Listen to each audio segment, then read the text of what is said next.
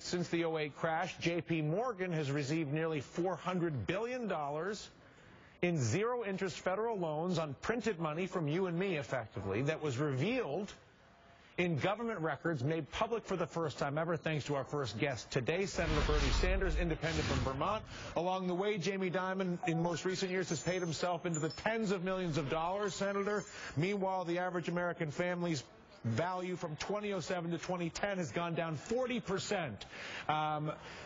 If you were on the committee before the CEO of JPMorgan tomorrow, what would your first question be?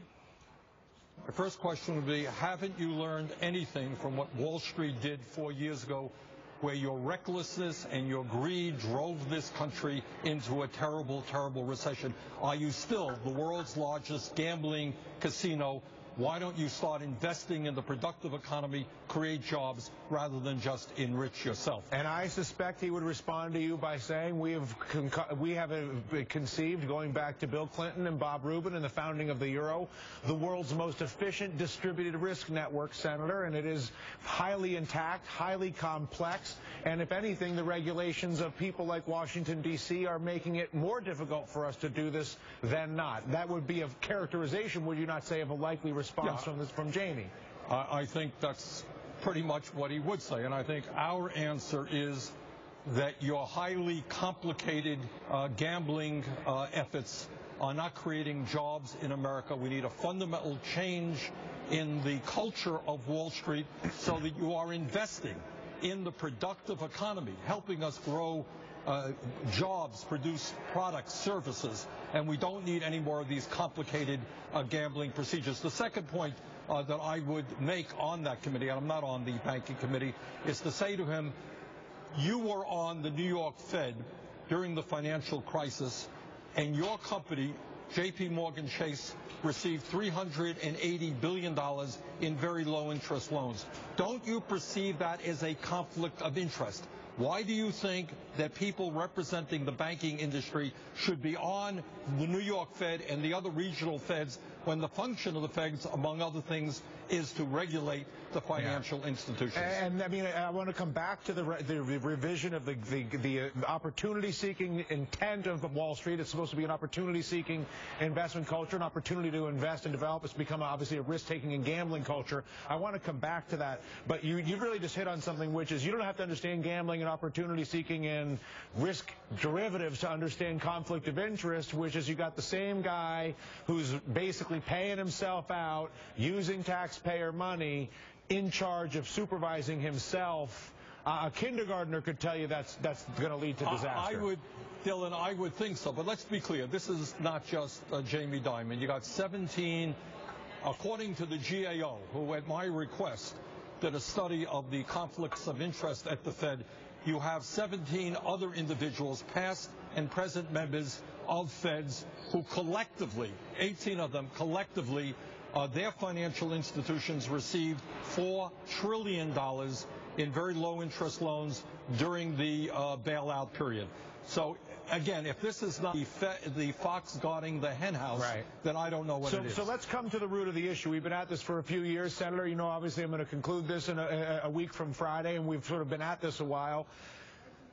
The unresolved portion of all this, going back to when I left CNBC in 2008, continues to be the same thing it was when I left, Senator, which is that while you can acknowledge, everybody can acknowledge the risk of the gambling complexity, you see the symptoms of it with Corzine and Jamie Dimon and on, and it's clear that the need to break up the banks and revise all these issues is intact. We've done it before, we all know, but no one wants to do it because it is incredibly disruptive to the current banks. It is incredibly disruptive to the short-term economic flow of money. It is incredibly disruptive to a lot of the current status, and no one seems to be able to walk into the room with that bomb, Senator, and disassemble it without having it go off. Dylan, in all due respect, I don't agree with you.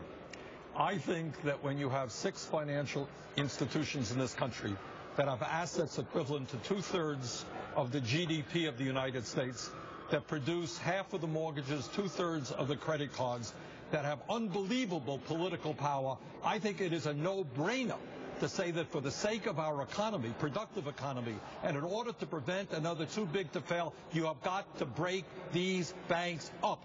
The reason that you're not doing that, you're not seeing that action here in Congress, is simply having to do with the enormous power of Wall Street. And if you want to stand up to these guys, they're going to go get you. There are going to be a whole lot of television ads coming at you back home. They have all kinds of lobbyists here on Capitol Hill. So that's the issue. The complexity argument, as far as you're concerned, is a smokescreen. The real problem is the financial control of the banks over Washington. We could get through the complexity problem if you could get through the money. Okay. Yes. I appreciate that. I have no reason to dispute that. It makes a tremendous amount of sense. One more question, which really ties to this whole thing. As you know, in 1998, 1999, 2000, Commodity Futures Modernization Act, Glass-Steagall repeal, everybody's seen the Frontline documentary at this point. They've seen The Inside Job. They've read the books. They're more educated. What people may not realize is that the exact same people who conceived of that for the United States also conceived of the Eurozone. It is the exact same birthplace that is from that Rubin, Greenspan, Clinton, Sandy Weil period, which was, again, I believe, whether it was malicious or not, you'll never know, but it was an experiment that has clearly failed, okay? And the bill for that experiment is coming due. There will be billions of dollars. Right now, the bill is being paid by the Southern European poor people who are suffering without jobs. That's who's currently paying the bill. Right now, there's three basically rich uncles that are in play to pay this bill off. The first rich uncle, obviously, is the ECB and Draghi. Draghi's been keeping this thing running. He basically is saying, I can't keep doing this. Then you have the New York Fed, the Washington, D.C. They don't want to pay for it, which leaves you with Angela Merkel and the Bavarians and the Christian Democrats and the entire German economy, which by my measure has been the most inspiring, most efficient, most well-run, locally driven, distributed power. Why on earth should the Germans pay the bill for Bob Rubin and Alan Greenspan's experiment just because they happen to run in a high-efficiency power generation facility? Well, Dylan, I think that is a fair question.